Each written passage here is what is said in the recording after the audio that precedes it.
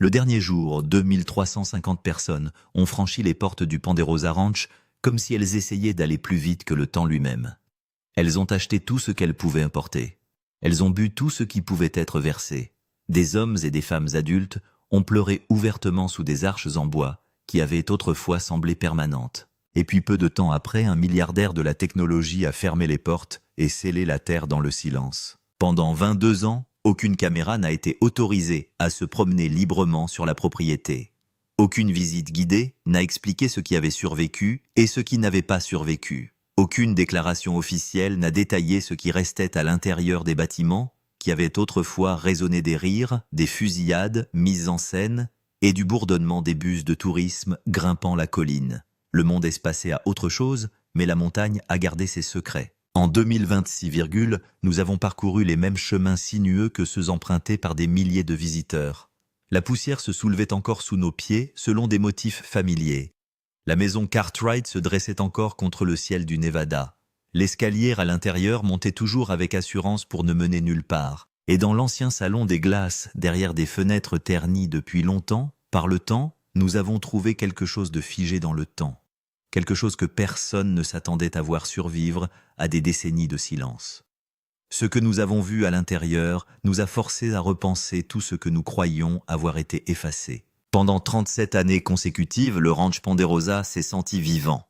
Pas seulement opérationnel, pas seulement rentable, mais vivant d'une manière qui s'est inscrite dans les souvenirs d'enfance et les albums de photos de famille. C'est pourquoi le matin du 26,2004 septembre a un poids qui persiste encore aujourd'hui. Les portes se sont ouvertes comme elles l'ont toujours fait les gonds, grinçant le personnel souriant avec une chaleur professionnelle. Pourtant, l'air était différent. Les visiteurs l'ont senti dès qu'ils ont franchi le seuil. Ce n'était pas un dimanche comme les autres. C'était la dernière fois que quelqu'un marchait sur ces promenades en bois en tant qu'invité. Ce qui a rendu les adieux encore plus difficiles, c'est le simple fait que le ranch n'était pas en train d'échouer. Il ne mourait pas de négligence ou d'un manque d'intérêt. En fait, 2004 avait été sa meilleure année. Environ 250 000 visiteurs étaient venus cette saison-là, la plus grande fréquentation de son histoire. Le dernier week-end n'a pas été ressenti comme la fin de quelque chose de cassé, mais comme la fin de quelque chose de prospère. Le 25 septembre, le ranch a accueilli 2200 personnes, établissant ainsi un record pour le mois de septembre. Le lendemain, le 26 septembre exactement, 2350 visiteurs ont franchi l'entrée, ce qui a fait de cette journée la plus grande affluence de toute l'histoire du parc en 37 ans.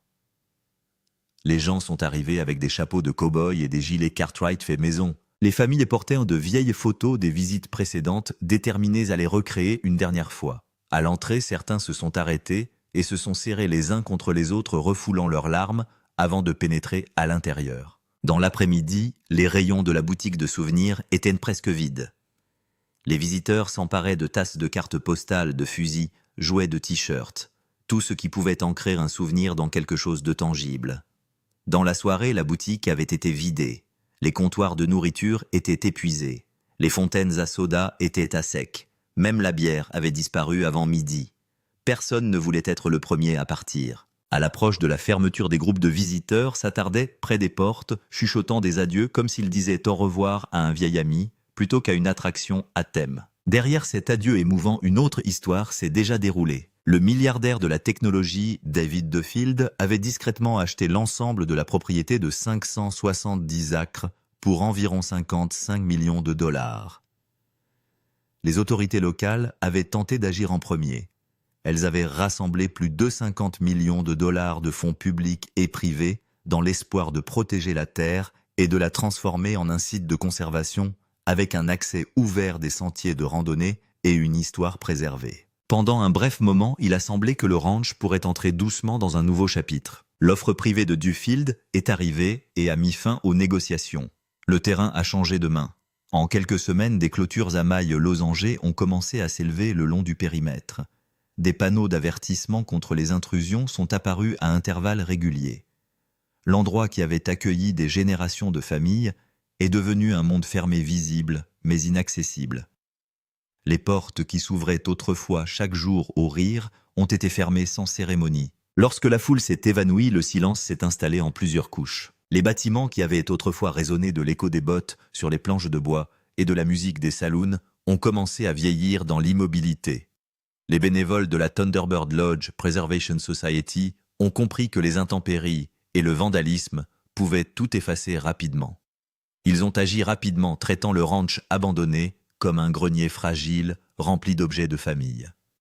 Les chariots ont été soigneusement enlevés. Les buggy, les outils miniers, les automobiles anciennes, tout ce qui était porteur d'une histoire authentique a été catalogué et transporté. L'un des sauvetages les plus délicats a été celui de la petite chapelle de mariage blanche. Construite à l'origine en 1860 et 11, elle avait été déplacée vers le ranch dans les 1960 et était devenue une toile de fond appréciée pour les photographies et les cérémonies. Les bénévoles ont étiqueté chaque planche de bois à la main, démonté la structure pièce par pièce et l'ont transportée sur plus de 300 miles jusqu'à la Moille, dans le Nevada.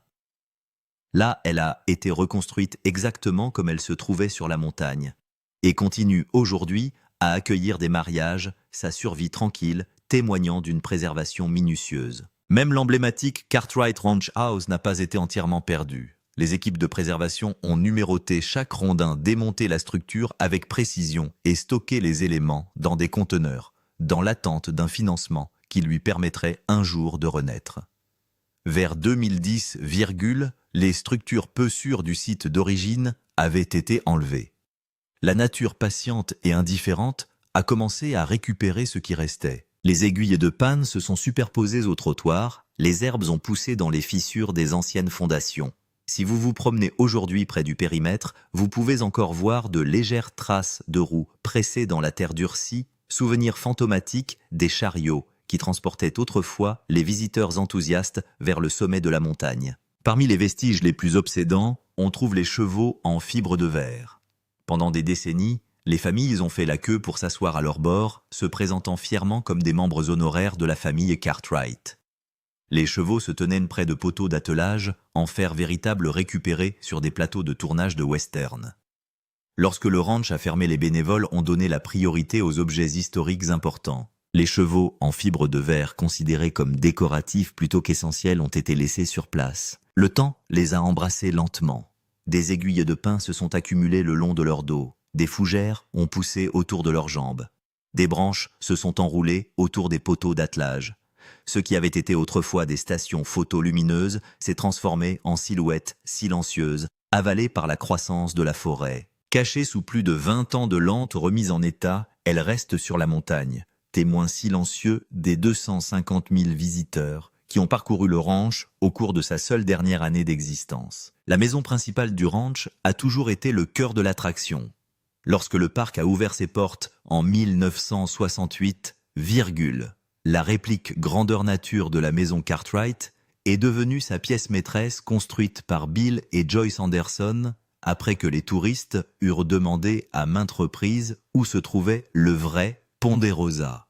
Pendant 37 ans, cette maison a été le point d'ancrage de l'illusion. Les visiteurs entraient dans le salon, la cuisine, la salle à manger, le bureau, des espaces qui semblaient authentiques et chaleureux. Pourtant, même cette maison renfermait un secret discret. Le deuxième étage n'était qu'une façade. L'escalier solide et accueillant ne menait à rien. Les scènes des chambres à coucher avaient été filmées dans les studios de Burbank à Hollywood. Seules les pièces du bas étaient réelles, conçues pour l'expérience des visiteurs plutôt que pour celle des caméras de télévision. En 2020, des bénévoles de la Fondation 36 ont commencé à déménager des pièces de décor et des expositions survivantes à près de 300 miles à l'est de la Moille, avec l'aide d'une modeste subvention touristique de $6 000. Sur le site d'origine à Incline Village, il ne reste plus que des fondations cachées sur un terrain privé dans lequel le public n'a pas été autorisé à pénétrer depuis plus de 20 ans. Même le cimetière du ranch a suscité une profonde émotion. Installée sur une crête près de la maison principale, une quinzaine de croix de bois blanc marquent des tombes fictives, dont celle des 3 épouses de Ben Cartwright, Elizabeth Stoddard, Inger Stevenson et Marie de Mérigny, qui seraient toutes mortes après avoir donné naissance à Adam Hoss et Little Joe. Il y a même une marque pour le cheval de Little Joe. Les fans se tiennent tranquillement devant ces croix, les traitant avec la révérence habituellement réservée aux véritables monuments commémoratifs. Au fil du temps, la frontière entre la fiction et la réalité s'est encore estompée. Lorsque des acteurs sont décédés, des plaques commémoratives ont été ajoutées. Dans Blocker en a reçu une après sa mort en 1972, Victor Sen-Young a été honoré après 1980, la plaque de Lorne Greene est apparue après sa mort en 1987, celle de Michael Landon a été ajoutée en 1991, Purnell Roberts, qui incarnait Adam, était encore en vie lorsque le ranch a fermé en 2004, et aucune plaque n'a donc été placée pour lui. Il est décédé en 2010, bien après que les terres aient été scellées. Lorsque Duffield achète le ranch en juillet 2004, il ne reste plus que quelques semaines. Le dernier week-end est devenu une légende parmi les fans. Septembre 25 apporte 2200 visiteurs battant les records du mois. Septembre 26 apporte 2350, la plus grande foule d'un jour de toute l'histoire du ranch. Ils viennent habillés pour le rôle. Ils achètent jusqu'à ce qu'il ne reste plus rien. Même la bière s'épuise. Et puis presque du jour au lendemain, les rires ont disparu. Ce qui reste aujourd'hui n'est pas seulement un parc à thème abandonné, mais une mémoire stratifiée, en partie préservée, en partie récupérée par la nature, en partie enfermée derrière des clôtures. La maison Cartwright se dresse toujours en fragments. L'escalier monte toujours avec assurance vers le vide. Et dans ce vieux salon de crème glacée, quelque chose a survécu au silence épargné par les intempéries, et le temps, comme s'il attendait que quelqu'un remarque que l'histoire du ranch Ponderosa ne s'est pas terminée lorsque les portes se sont refermées. Il s'est tout simplement tu. Certains visiteurs sont restés près du cimetière pendant de longues minutes, prenant des photos, touchant les croix et pleurant en silence. Une employée nommée Diana Hawke a déclaré que c'était un jour triste pour tout le monde. L'histoire de ce qui s'est passé au ranch Ponderosa dans 2004 commence par un silence qui est arrivé si soudainement qu'il semblait irréel. Le 26 septembre 2004, les portes se sont refermées pour la dernière fois. Les travailleurs n'ont pas eu droit à un compte à rebours, et les visiteurs n'ont pas eu droit à un adieu. À un moment donné, le ranch était animé par des familles qui montaient des chariots, Conestoga sur la crête, écoutaient de faux hors-la-loi hurler leurs répliques ringardes et mangeaient les 3 millions de Hasburgers servis au cours de ces 36 années d'existence. L'instant d'après tout, c'est figé.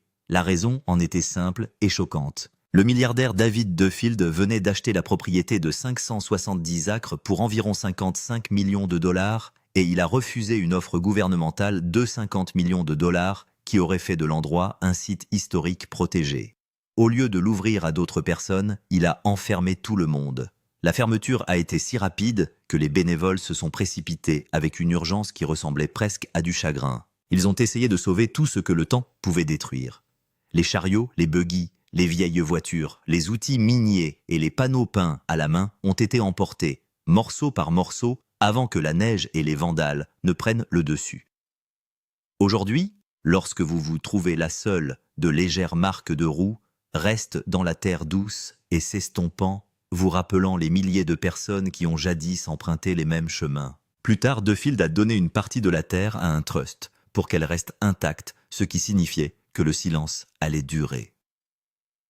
Alors que le silence s'installait sur le ranch, la vieille maison du Ponderosa gardait ses secrets.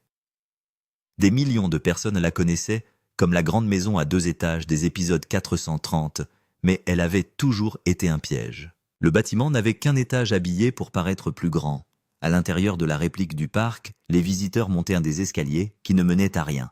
Les vraies chambres ont été filmées au studio de Burbank, à 250 miles de là. Seul le salon, la cuisine, la salle à manger et le bureau ont réellement existé sur le site, et le côté droit de la maison n'a jamais existé, parce qu'une autoroute se trouvait trop près.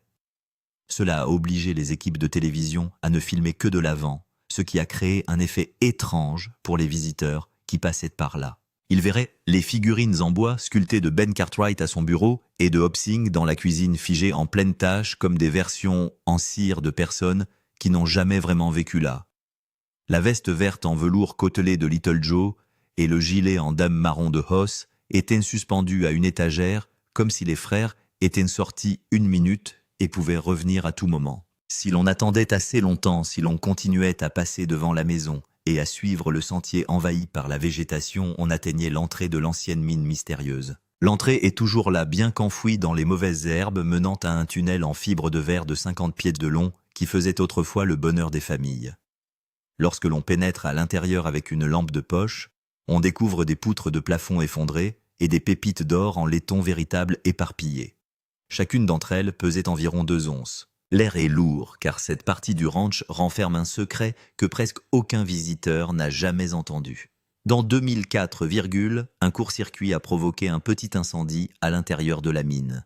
Il a brûlé des poutres de soutien et blessé 2 visiteurs. L'incident n'a jamais été porté à la connaissance du public. Les registres de maintenance ont gardé la vérité secrète. Si vous prenez le vieux casque de mineur avec l'autocollant Ponderosa 72 encore collé à sa coque, la lampe frontale s'allume faiblement. Cette douce lueur a redonné vie à l'espace pendant un moment. L'écho de l'ancien effet sonore de la grotte qui était autrefois diffusé pour les touristes s'est presque formé dans votre esprit, alors que vous imaginiez la réaction des enfants dans le 1960. Leurs cris se mêlaient au grondement de l'audio. Maintenant, tout se termine dans un silence qui s'étend à l'infini. En bas de la colline, les vestiges du glacier qui a fonctionné de 1967 à 2004 et a servi jusqu'à 1000 cornettes par jour pendant les meilleurs étés.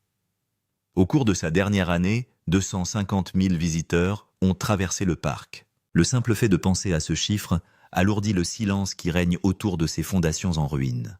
La porte du congélateur que vous avez imaginé là déformée et raide dans le froid de janvier correspondait au type d'équipement que le café utilisait pour lutter contre la chaleur à plus de 5000 pieds d'altitude dans la Sierra Nevada.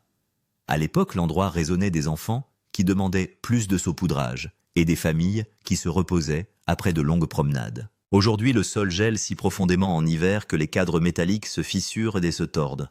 La neige s'accumule contre l'ancienne plateforme. On peut sentir le contraste. Un congélateur destiné à contenir des glaces se trouve aujourd'hui dans un endroit où la nature livre son propre froid, sans permission. Lorsque l'on pense au dernier week-end de septembre 2004, le tableau devient encore plus clair.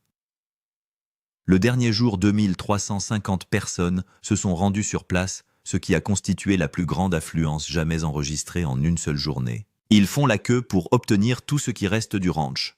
Selon le propriétaire Royce Anderson, il n'y a plus rien, même pas de la bière. Les gens s'emparent de souvenirs comme si les souvenirs allaient disparaître s'ils ne ramenaient pas quelque chose chez eux. Un résidu cristallisé de flotteurs de racinettes de l'époque ressemblerait presque à une capsule temporelle.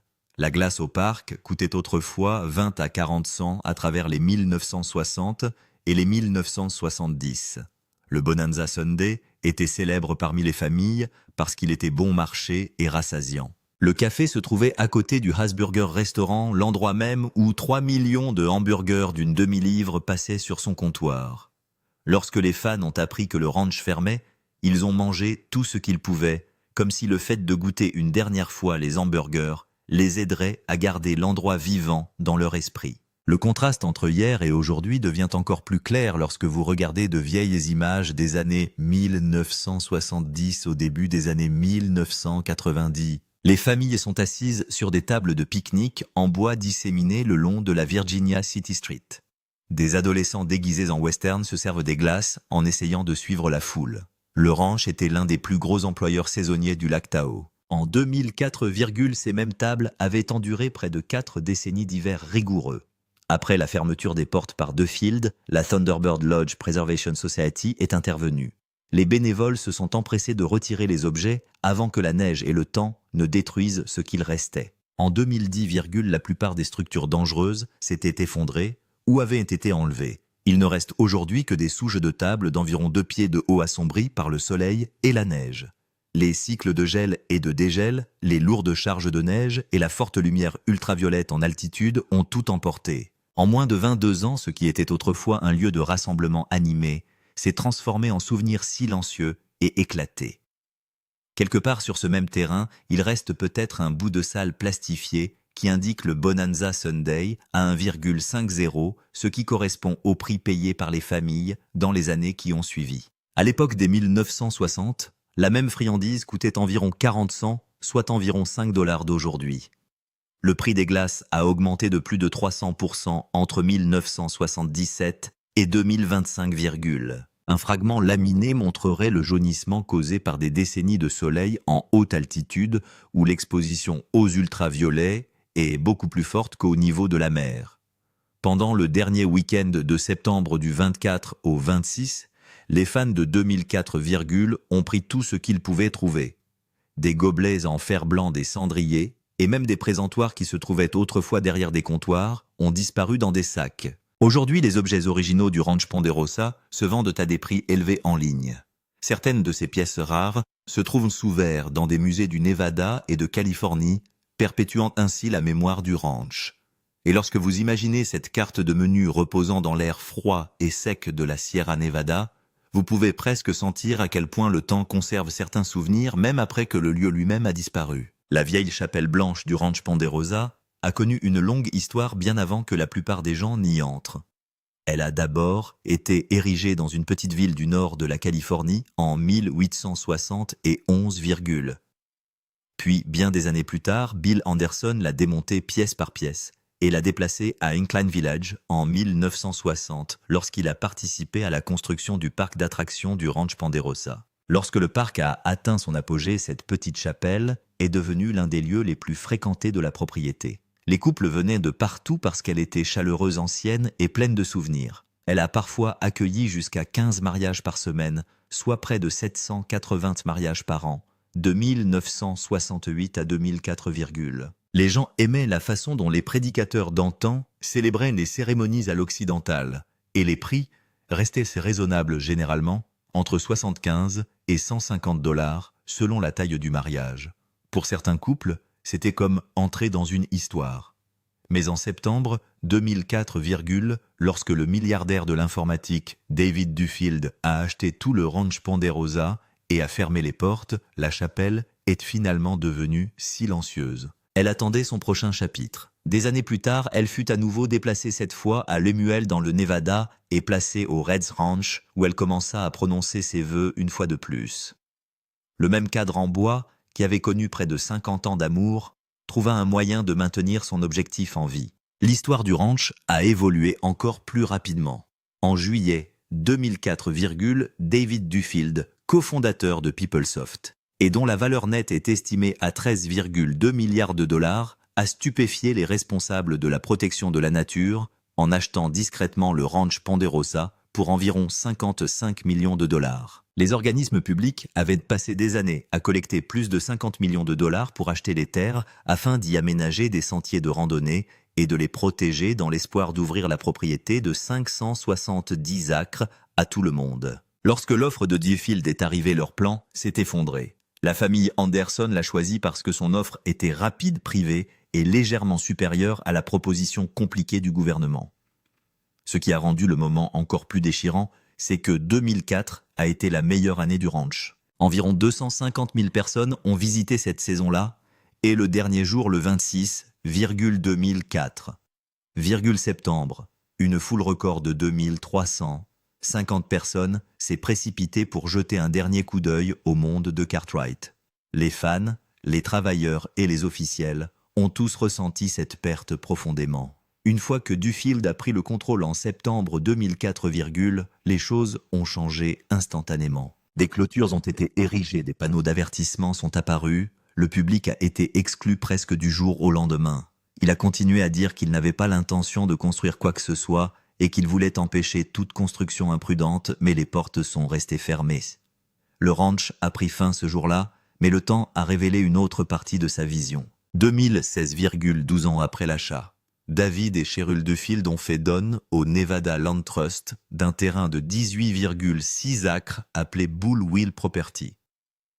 Ce terrain est devenu le chaînon manquant qui a finalement permis de relier le sentier incliné de 7 miles de Metros Highway à Tunnel Creek. Le site de Bull Wheel abritait une ancienne structure construite entre 1880 et 1894, utilisée lors de la Great Incline of the Sierra, l'une des exploitations forestières les plus spectaculaires du lac Tahoe. Plus tard en mars 2020 et 1, ces terres données sont officiellement passées dans le National Forest System, ce qui a permis de protéger les paysages de Tahoe et la qualité de l'eau pour les générations futures. La famille Anderson a ressenti cette fin de manière personnelle. Le 27,2004, septembre après la fermeture des portes.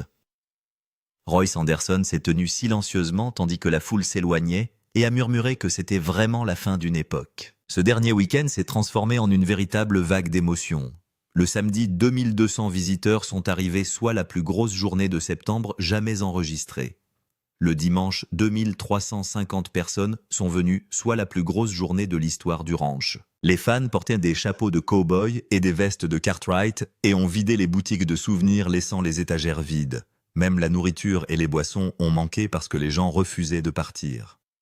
Diana Horsch, une employée de longue date, a déclaré qu'elle avait l'impression de perdre un deuxième foyer. Des fans du monde entier ont publié des souvenirs en ligne et une pétition Save de Ponderosa a recueilli des milliers de signatures, mais rien n'a pu changer la décision. La famille Anderson a remercié tout le monde et a déclaré qu'elle avait entendu les appels du monde entier, mais que l'offre avait été trop forte pour être refusée.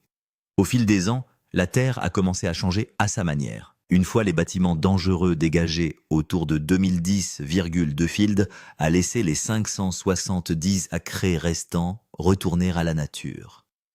Le résultat est devenu un succès inattendu pour la forêt. Les bénévoles de la Thunderbird Lodge Preservation Society ont sauvé des wagons du matériel minier, des voitures anciennes et d'autres artefacts avant que les intempéries ne les détruisent. Ils ont même démonté une nouvelle fois l'ancienne église 1871 et ont aidé à la transporter sur 300 miles jusqu'à Le Moyle, où elle a été reconstruite des années plus tard. Les murs en rondins de la Cartwright Ranch House ont été soigneusement numérotés et stockés dans des conteneurs. En date du 2025, les pièces attendent toujours un financement pour que la structure puisse renaître un jour. Aujourd'hui, si quelqu'un conduit près d'un Clean Village, il voit surtout des barrières fermées et d'épaisses forêts de pins. De faibles traces de roues dans la terre laissent entrevoir l'endroit où les diligences roulaient autrefois.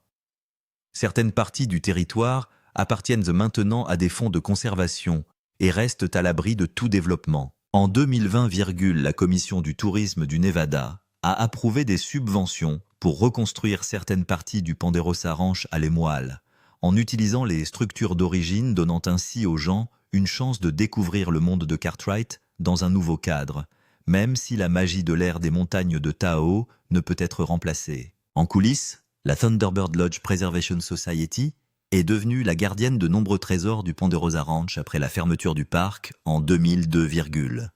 Elle a stocké d'innombrables pièces du Vieil Ouest dans un coffre-fort climatisé. Les objets comprennent des diligences, des buggy, des automobiles d'époque et des dizaines de panneaux historiques. Bien que certains chiffres n'aient pu être vérifiés avec exactitude, la collection est considérée comme l'un des plus grands ensembles d'artefacts du lac Tahoe et de l'ancien Ouest encore conservés à des fins d'études et d'appréciation. Le voyage de l'église 1871 ajoute une autre couche à l'histoire. Il a d'abord été construit à Janesville en Californie en 1860 et 11, puis déplacé au Ponderosa Ranch en 1967, où il a servi à la fois de lieu de tournage et de lieu touristique pendant 35 ans.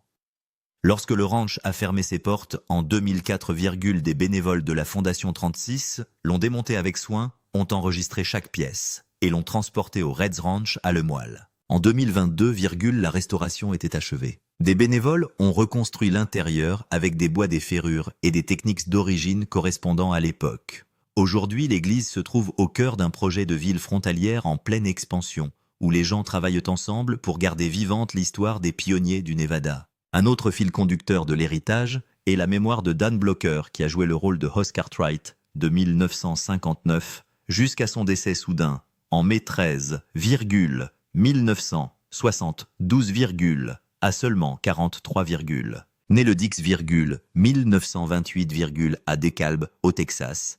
Il pèse à la naissance plus de 14 livres, le poids le plus élevé, jamais enregistré en sa large carrure, qui atteindra plus tard 6 pieds, 4 pouces, et plus de 300 livres correspond aux 12 géants qu'il incarne. Il fait ses débuts d'acteur lorsqu'un agent de casting le remarque à une cabine téléphonique habillé en cow-boy. Son agent lui conseille plus tard de toujours porter des vêtements de cow-boy aux auditions car les directeurs de casting travaillant sur plusieurs westerns se souviendraient de ce cow-boy de grande taille. Sa présence a contribué à façonner l'esprit de Bonanza que les fans ont aimé pendant des décennies. Même aujourd'hui, longtemps après la fermeture du parc, la question de savoir comment préserver ce qui reste interpelle toujours les historiens et les bénévoles. Certaines structures ont été démolies, tandis que d'autres ont été sauvées et transmises à des groupes tels que Thunderbird Lodge et les sociétés historiques du Nevada. Les personnes qui travaillent à la sauvegarde de la mémoire du Ponderosa savent que la route est lente, mais elle continue à avancer pour que les générations futures puissent ressentir au moins un petit morceau du monde qui a signifié tant de choses pour tant de personnes.